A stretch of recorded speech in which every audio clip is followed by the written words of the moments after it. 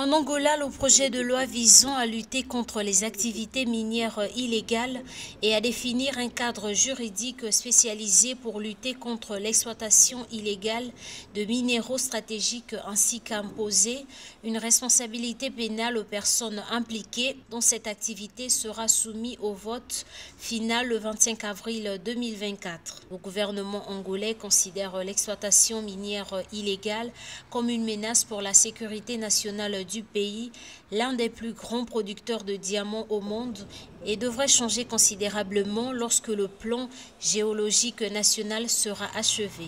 Selon le directeur exécutif, l'Angola compte actuellement 1,3 million de mineurs, pour la plupart étrangers, qui exploitent 300 grandes machines de gradage illégales.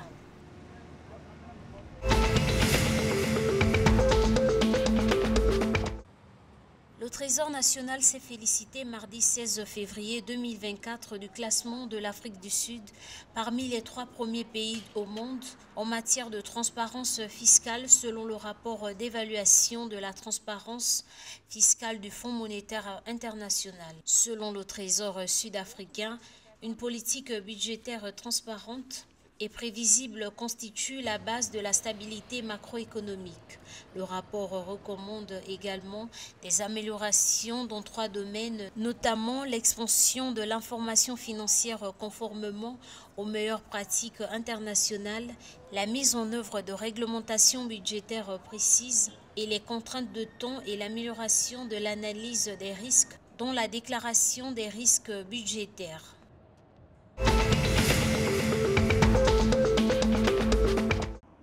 Au Zimbabwe, le taux de rachat de la monnaie locale Zimbabwe Gold s'est jusqu'à présent déprécié de 19,7% sur le marché parallèle et encore plus lorsque les commerçants illégaux vendent les devises fortes. Le Zing a remplacé l'ancien dollar zimbabwéen frappé par l'inflation et a commencé à être négocié le 15 avril 2024 après son lancement le 5 avril. La 6e monnaie du Zimbabwe, le Zing, a fait ses débuts à 13,56 pour $1 américain le 7 avril 2024 et a maintenu sa tendance à la hausse jusqu'aux moyennes actuelles du marché officiel.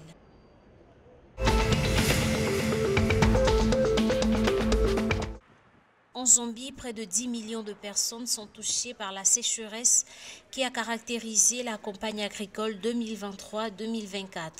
Cela a été annoncé par le gouvernement le 14 avril 2024. Cherchant un soutien pour atténuer la crise, l'exécutif zambien a déclaré que la sécheresse a eu un impact négatif sur le secteur agricole, constituant une menace pour la sécurité alimentaire de ce pays. Dans le cadre des mesures d'atténuation d'urgence, le gouvernement a engagé le service national zambien pour construire 11 barrages supplémentaires qui seront utilisés pour l'irrigation afin d'atténuer les effets de la sécheresse sur la production agricole via la sécurité alimentaire.